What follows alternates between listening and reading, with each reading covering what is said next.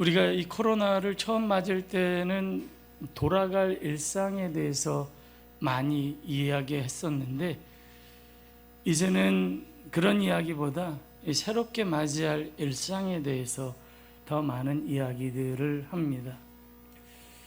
하나님께서 정말 우리에게 은혜를 주셔서 우리가 예전에 누리던 그런 삶으로 돌아가게 해 주신다면 그보다 더 크고 기쁠 일이 없죠. 그러지 않습니까? 처음엔 굉장히 어색했는데 이제는 이 마스크를 쓰고 예배를 드리는 게 익숙해졌어요. 상상하지 못했던 일인데, 이런 것처럼 어떻게 보면 이것이 이제 우리가 살아가야 할 새로운 일상이다. 그러니 이제 우리가 어떻게 이 삶을 살아야 할 것인가에 대해서 여러 학계에서 이야기들을 많이 하면서 가장 많이 대두되는 단어가 있는데, 그게 패러다임입니다. 패러다임. 사회에서, 경제에서, 또 종교에서 어떤 패러다임으로 우리가 살아야 할 것인가. 그런데 하나님의 말씀은 우리에게 그러한 패러다임을 생각하기에 앞서 먼저 고려해야 될 것이 있다고 말씀하시는데, 그것이 본질입니다. 본질. 어떤 옷을 입어야 할 것인가를 고민하기 전에 우리는 누구이고 또 우리는 어떻게 살아야 하는 사람인가라는 본질을 더 많이 생각하게 해 주세요. 우리의 사명을 새롭게 합시다. 여러분, 사명 기억하시죠? 모든 민족 가운데 그리스도를 닮은 제자를 세우는 것. 내가 그리스도를 닮은 제자가 되고 또 내 가족과 이웃이 그렇게 되도록 하는 것. 그러기 위해서 예배에서, 말씀을 배우는 일에서, 전도에서, 봉사에서, 교제에서 어떤 새로운 패러다임을 적용해야 할 것인가, 이걸 생각해 보라고 말씀하시는 거죠. 결국은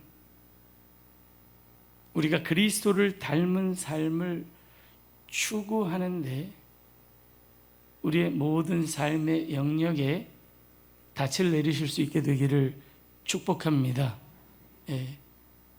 방법보다 중요한 것은 본질이니까요. 오늘 말씀은 그런 면을 다시 한번 생각하게 해주시는 말씀이에요.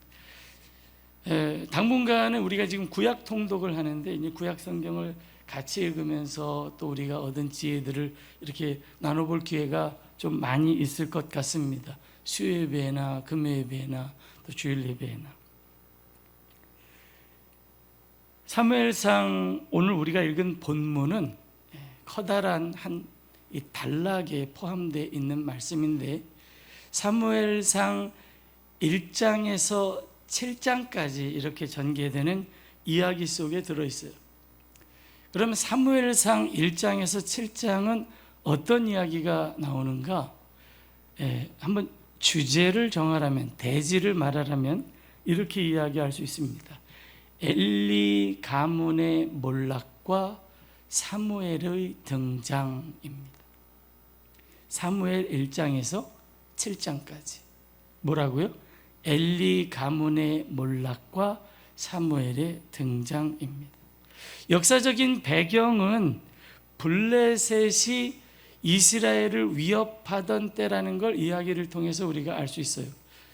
블레셋이 이스라엘을 위협하던 때, 삼손의 때, 사사시대, 그렇게 생각해 볼 수 있습니다. 그래서 사사기와 유사한 점이 많이 있어요. 첫 번째 가장 중요한 유사한 점은 사사가 활동했던 시기이기는 하지만 그 앞선 시대, 출애굽 시대나 가나안 정복 여호수아의 시대와 달리 모세와 여호수아라고 하는 걸출한 하나님의 말씀을 전하는 설교자가 없었을 때라고 이야기할 수 있겠습니다. 이걸 사사기에서는 어떻게 표현하냐면, 제가 여러 번 말씀드렸어요 최근에. 그때에 이스라엘에 왕이 없으므로 사람이 각기 자기 소견에 옳은 대로 행하였다 말합니다. 왕이 없어요. 이걸 사무엘상 3장 1절에서는 어떻게 표현하냐면, 그때에는 여호와의 말씀이 희귀하여 이상이 흔히 보이지 않았다라고 말합니다. 여기서 말하는 이상은 단순한 꿈이 아니라 우리가 이야기하는 비전, 하나님의 인도하심, 이런 거예요. 하나님의 말씀이 희귀하던 때도 있었구나, 구약시대에. 나중에 사무엘상 8장 7절에선 이걸 또 어떻게 표현하냐면, 사람들이 하나님을 버려 자신들의 왕이 되지 못하게 했던 때, 이렇게 표현합니다. 하나님을 왕으로 인정하지도 않고 하나님의 말씀을 왕의 말씀으로 인정하지도 않던 때, 이런 때의 특징이 무엇이냐면, 사사기에 드러났던 특징이에요. 하나님을 버려요. 잊어버리는 것도 버리는 거죠. 하나님을 버리고 음녀와 같이 우상에게로 이끌려, 다시 말해서 탐심에게로 이끌려 가면서도 그것이 잘못된 것인지조차 깨닫지 못하고 있을 때입니다. 이런 때에 주목받고 있는 가족이 있는데, 그 가족이 누구냐면 엘가나의 가족이에요. 엘가나가 누구냐 하면 한나의 남편이고, 그러하기 때문에 사무엘의 아버지입니다. 제가 사무엘이라고 이야기하지 않고 엘가나의 가문이라고 이야기했어요. 그럴 만한 이유가 있습니다. 이 가족, 특별한 어떤 제사장의 가족이 아니었음에도 불구하고 하나님을 향한 진실한 사랑과 경건, 그것을 통하여서 이스라엘의 역사적인 운명을 바꾸어 놓은 가문이에요. 반면에 이 엘가나의 가족과 대조되는 가문이 여기에 또 소개되는데, 그게 누구냐면 엘리 제사장의 가문입니다. 여러분, 우리는 엘가나의 가문이 될 수도 있고 엘리 제사장의 가문이 될 수도 있어요. 만인이 제사장인 이 시점에 여러분, 어떤 특정한 사람이나 가족을 생각하시기보다 우리 모두를 생각하는 아침이 되시기를 바랍니다. 결국은 한 가족으로 말미암아 그 가족이 패망하고 망하고 나라가 패망할 수밖에 없었는데, 또 다른 한 경건한 가문을 통하여서 큰 승리를 거두고 하나님의 축복을 회복하게 되었다는 이야기가 사무엘상 1장에서 7장까지 나오는 이야기입니다. 사랑하는 성도 여러분, 시대가 어두울수록 경건한 자의 기도는 더욱 빛이 나는 법입니다. 말씀이 귀하고 기도가 귀할 때 한 구절, 한마디의 기도가 더욱 그 빛을 발하게 된다는 것을 오늘 말씀이 우리에게 보여주는데, 한나의 기도가 그렇습니다. 한나, 기도하는 어머니 한나. 지금 이야기 속에서는 아들이 없어서 아들을 달라고 강청하는 것으로 일단은 보입니다만, 이걸 이렇게도 생각해 보실 수 있어요.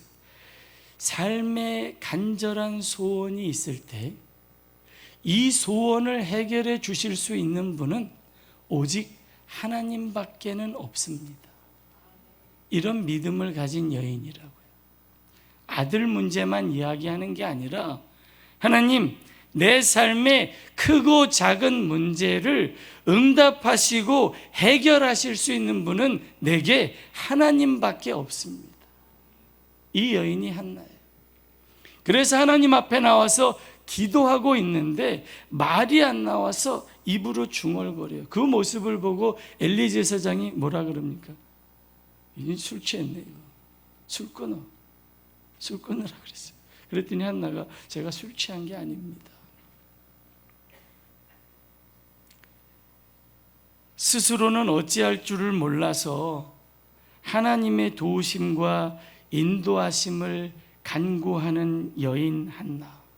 여러분, 우리 삶에서, 우리 가정에서 이런 한나와 같은 아비와 어미가 다 되기를 바랍니다. 축복합니다. 예, 이게 얼마나 큰 축복이에요. 내가 할 수 있을 것 같은 일조차도 하나님께서 돕지 않으시면 내가 감당할 수 없습니다 라고 하나님 앞에 엎드리는 사람, 결국 하나님께서 그 기도를 응답하십니다. 놀라운 건 뭐냐면 한나가 아들을 얻은 후에 이것이 하나님의 응답이라는 사실을 고백했다는 거예요. 아들 얻는 거 뭐 큰일이 아닐 수도 있어요. 그런데 한나는 이게 하나님께서 하신 일이라는 걸 확실히 믿었어요. 그걸 어떻게 했습니까? 자기가 약속한 대로, 서원한 대로 사무엘을 하나님께 드리고 그가 여호와의 성전에 살 수 있도록 모든 지원을 아끼지 않았어요. 제가 엘가나의 가문이라고 이야기한 건 엘가나 아버지가 한 일이 아무것도 없는 것 같지만 한나가 이것을 다 할 수 있도록 아버지가 동의해 주었겠죠.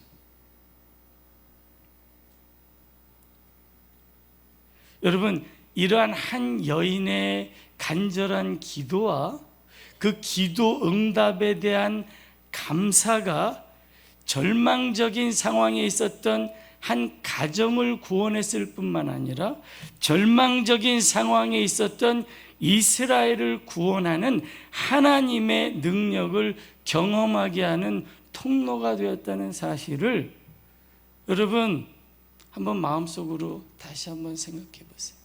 나는 아무것도 아닌 것 같지만 내 한 사람의 경건과 기도가 나의 삶을 바꿀 수 있을 뿐만 아니라 내 자녀들의 삶을 바꾸고 우리 가문을 바꾸고 이 민족을 변화시킬 수 있다. 할렐루야. 이게 얼마나 대단한 거예요. 기도하지 않는 100만보다 기도하는 한 사람으로 인하여서 하나님의 역사가 이루어진다는 사실은 성경에서 우리에게 수없이 많이 보여주고 있는 진리입니다. 여러분, 다른 사람들이 뒤로 물러갈 때 그 사람들을 볼 것이 아니라 나는 지금 어디에 서 있는가? 나는 지금 하나님의 제단 앞에 엎드려 있는가? 나는 지금 하나님의 말씀을 듣고 청종하고 있는가? 이것을 먼저 생각할 수 있는 성도 여러분들이 되시기를 축원합니다. 사무엘을 드릴 뿐만 아니라 하나님 앞에서 찬양을 해요. 한나가 이걸 한나의 노래 이렇게 이야기합니다. 이 노래하고 똑같은 노래가 누가복음에 마리아의 찬가에 등장하죠. 예수님을 얻은 마리아가 하나님 앞에 노래한 마리아의 찬가가 이 사무엘상, 아주 오래전 구약성경이 사무엘상의 2장에 나오는 한나의 노래하고 아주 닮았어요. 마리아의 찬가, 제가 설명하면서 마리아의 찬가에 붙여진 이름을 소개한 적이 있습니다. 마그니피카트. 의미가 뭐라 그랬죠? 확대하여 조명하다. 흔히 잘 보이지 않는 것을 크게 보이게 하다. 한나가 한 일이 뭐냐면 이거 사실 한 가정에서 아들을 얻는 거 별거 아니에요. 그런데 이 일을 통하여서 하나님을 크게 보이게 놀이하고 있어요. 마치 주님의 높고 위대하심을 내 영혼이 찬양하네 하는 것처럼.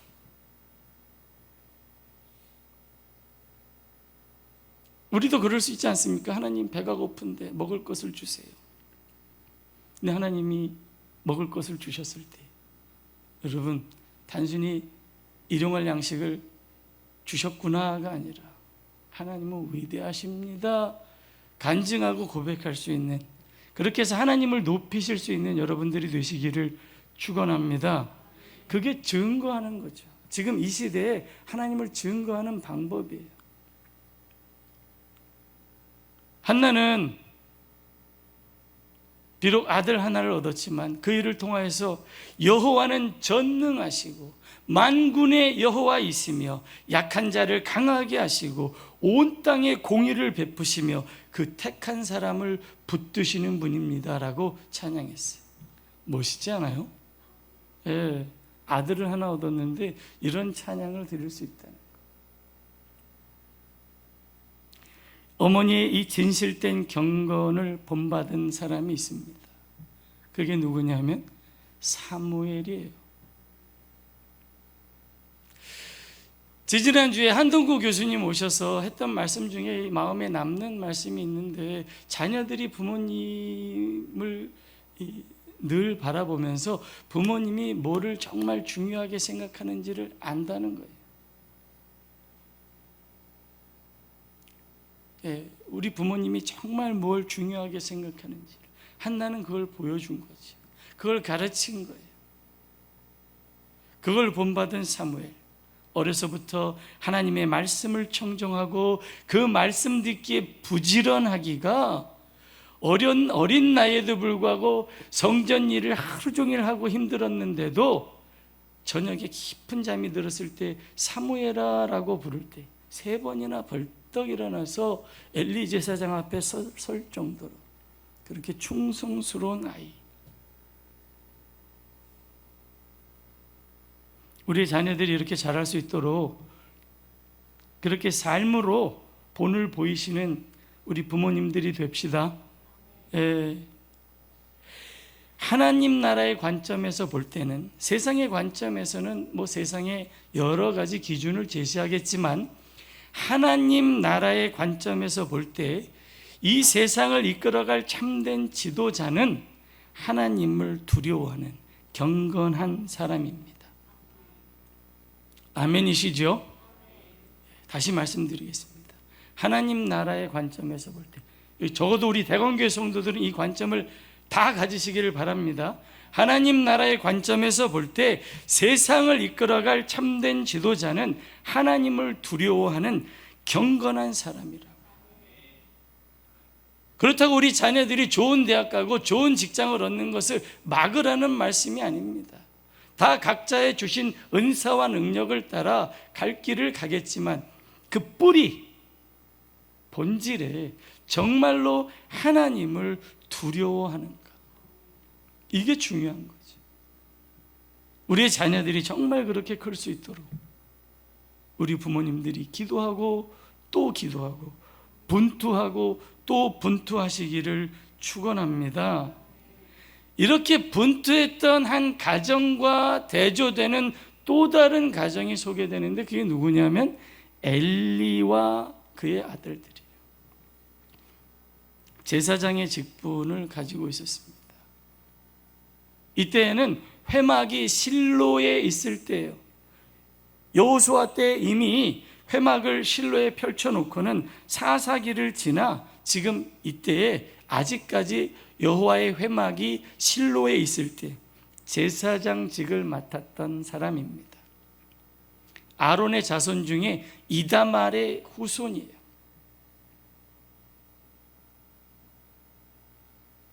처음에는 아들들만 못된 걸로 나오죠. 그 못된 아들들을 어떻게 하지 못하는 무능한 아버지로 표현됩니다. 사실 이것은 크게 하나님의 징계를 받을 사유는 되지 않아요.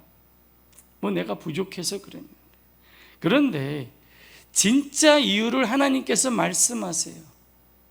그게 어디에 표현되냐면 먼저 우리가 읽은 사무엘상 2장 29절에서 30절, 오늘 우리가 읽은 9절에서 왜 이 가문이 하나님의 징계를 받아야 하는지 말씀해 주시는데, 엘리가 악을 행하는 아들들을 방조하고 더 나아가 그로 말미암아 하나님을 멸시했다는 겁니다.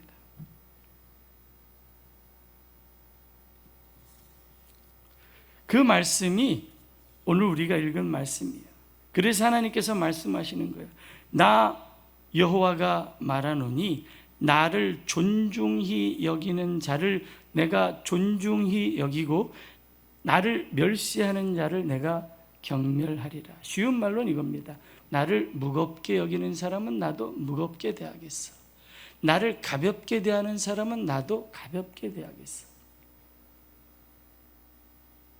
신약성경에서 황금률이라는 말씀을 주실 때는 이걸 어떻게 표현하냐면, 너희가 대접받고자 하는 대로 먼저 대접받아. 하나님께나 사람에게나 그런 거죠. 지금은 하나님께 대하여서 말씀하고 있어요. 여기에 사용된 나를 존중히 여기는 자라고 할 때 카바드라고 하는 히브리어가 사용됐는데, 이걸 하나님을 경외하다, 존경하다, 영광을 돌리다라는 뜻과 함께 제가 조금 아까 말씀드린 것처럼 중히 여기다라고도 이해할 수가 있는 말이에요.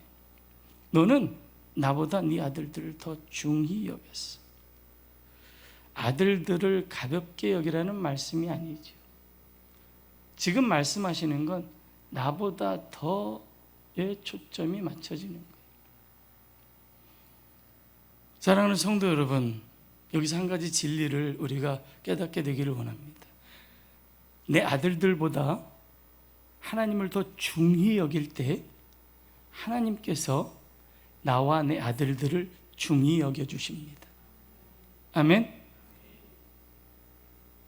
하나님보다 내 자녀를 더 중히 여길 때는, 그걸 하나님을 가볍게 여길 때는 하나님께서 나와 내 자녀를 가볍게 여기신다는 말이에요. 다른 말로는 나도 너희를 천대하겠다.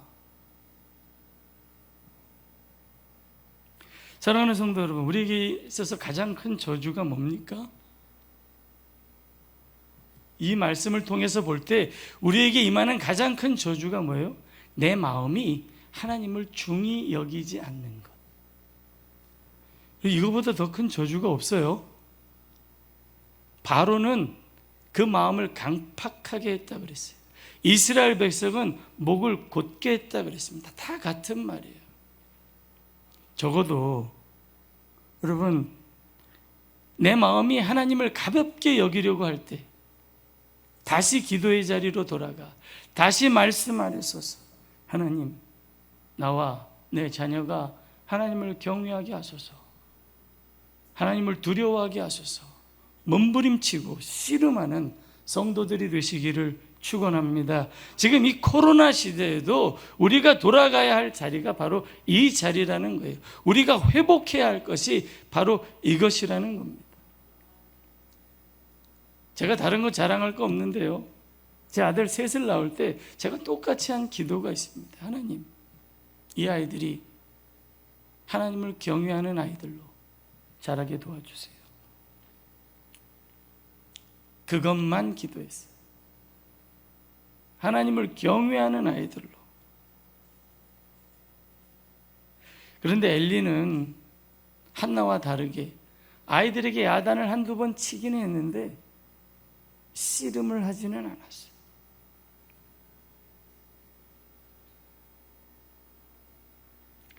하나님의 이런 엄중한 경고가 임했는데도 불구하고 돌이키지 않았어요. 여러분, 하나님께서 나는 결단코 너를 축복하지 아니하리라고 말씀하실 때는 새겨 들으셔야 합니다. 하나님께서 우리에게 주시는 경고는 그 어떤 것도 최종이 아니에요. 최종이 아니에요. 그건 그냥 우리가 하도 완악하니까 강하게 말씀하시는 거지 최종이 아니에요. 단 두 가지 조건 이외에는 최종이 아닙니다. 내 생명이 다할 때든지 주님이 재림하실 때이든지. 이것 전에 내게 들려주신 경고는 돌이키라는 신호예요. 엘리가 해야 될 일은 포기가 아니라 하나님 앞에 나아가 엎드리고 방법을 구하는 거였어요. 그런데 그 다음에 어떤 일이 일어났습니까? 엘리의 눈이 점점 어두워져서 잘 보지 못했다 그랬어요. 이 말이 어디에 바로 다음에 나왔냐면 그때에는 말씀이 희귀하여 이상이 흔히 보이지 않던 때라. 상징적으로 표현한 거죠. 엘리의 눈이 어두워졌어요. 그런데 감사하게도요, 하나님의 등불은 아직 꺼지지 않았다. 이렇게 말씀합니다. 그리고 그 말씀이 누구를 통해서 임합니까? 어린 사무엘을 통해서 다시 엘리에게 임하는 거예요. 하나님이 엘리를 아직 포기하지 않았어요. 다시 임하여서 말씀하십니다. 3장 14절에 보면 내가 그의 집을 영원토록 심판하겠다고 그에게 말한 것은 그가 아는 죄악 때문이니 이미 내가 그에게 말했다. 이는 그가 자기의 아들들이 저주를 자청하되 금하지 아니하였음이니라 라고 다시 한번 따끔하게 경고하십니다. 여러분, 이 말을 들었을 때 어떻게 해야 될까요? 제가 지금 거듭 말씀하죠. 일단 엘리의 반응을 볼까요? 이렇게 무서운 말씀을 들었는데 이는 여호와이시니 선하신 대로 하실 것이니라 이렇게 말해버려요. 언뜻 보면 하나님의 말씀을 수용하는 것처럼 보이지만 저는 이것이 불신으로 보입니다. 하나님의 말씀에 무게를 두지 않은 거예요.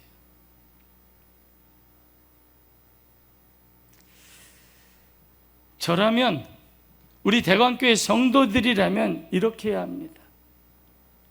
하나님 주신 벌은 달게 받겠습니다. 다만 이제라도 돌이키고 회개하오니 긍휼을 베푸소서. 여러분, 이게 하나님 앞에서 우리가 취할 태도인 줄 믿습니다. 가론 유다도 결국은 그렇게 하지 않아서 멸망길로 간 거고요. 이 세상도 그렇게 가고 있는 거죠. 여러분, 이 가정, 하나님을 존중하지 않는 이 가정 때문에 벌어지는 일들이 그 다음에 나가는데요. 전쟁에 나가서 법궤를 뺏기고요. 전쟁에 패하고요. 그런데 이러한 상황 속에서, 절망적인 상황 속에서 하나님께서 일하시는데 누구를 통해서 일하시냐면 사무엘을 통해서 일하십니다. 물론 하나님께서 친히 법궤를 통하여 역사하셔서 법궤가 이스라엘로 돌아오게 하시는데, 법궤가 이스라엘로 돌아올 때 사무엘이 이스라엘 백성에게 명령한 운동이 있어요. 그게 뭐냐면 미스바 대각성 기도 운동입니다. 미스바로 모이라. 제가 미스바에 가봤어요. 아무것도 없어요. 그냥 들판이에요. 그 장소가 특별한 게 아니라 거기에 모이는 마음이 특별한 거죠. 미스바로 모이라. 내가 너희들을 위해서 기도하리라. 근데 이 모습을 보고 블레셋 사람들이 이스라엘을 쳐들어왔는데요. 결과가 어떻겠습니까?